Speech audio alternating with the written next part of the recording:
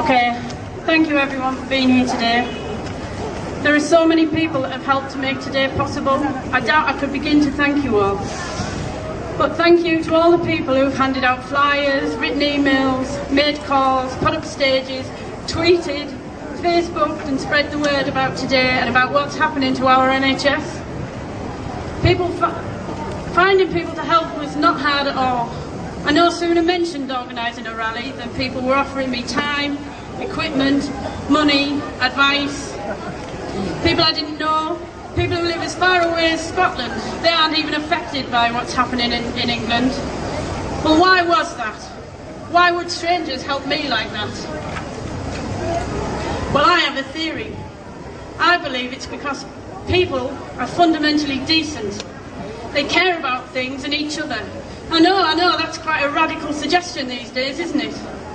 That human beings are civilised and caring and compassionate.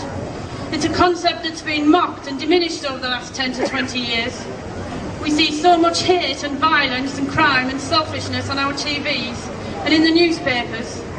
It's quite easy to become bitter about the world and mistrust your neighbours and point the finger at people. You can isolate yourselves from each other and focus on taking care of your own. In fact, I would say we're being encouraged to do exactly that, only ever asking, how will this affect me? Oh well, those people lost out there, but they probably deserved it. They must be scroungers, they must be illegal immigrants, single mothers, they're probably benefits cheats. I hear people saying things like, oh well yes, they wouldn't have taken that benefit off them if it wasn't right. Or why should I pay my taxes for you to sit at home all day? But hardly ever do people take the time to find out a full story, to ask why a family with 3 children, a nice house, a widescreen TV ends up needing benefits. The truth is, benefits fraud is a tiny expense. Almost half in fact of our benefits bill goes on pensions.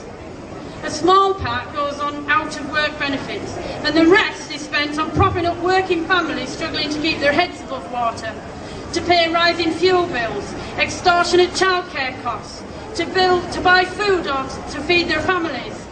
Families whose pay has been frozen for the last 5 years and they're starting to feel the pinch. They're on zero-hour contracts and can't rely on a regular wage. They have high rent costs. These people aren't the cause of our problems.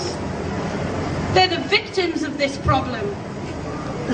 But these things are bypassed, forgotten, certainly by the media, almost inevitably by most politicians, and often even by us.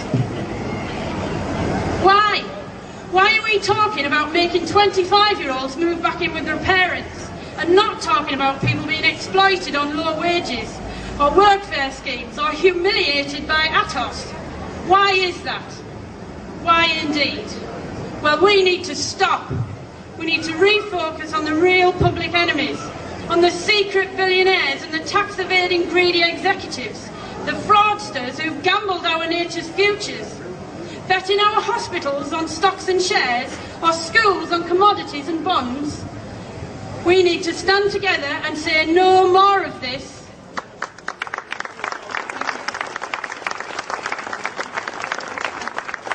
The NHS is more than just a means of looking after our health. It's more than just a sum of its parts. It's more than an expensive foible we can't afford in austere times. It's a shining beacon of humanity.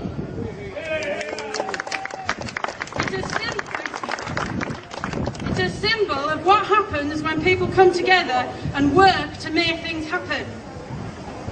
It's a symbol of social cohesion and social responsibility. It represents working for the good of many, not just profits for a few elite rich people. The NHS is part of us. It's made by us, it's used by us, it's owned by us, and it's loved by us.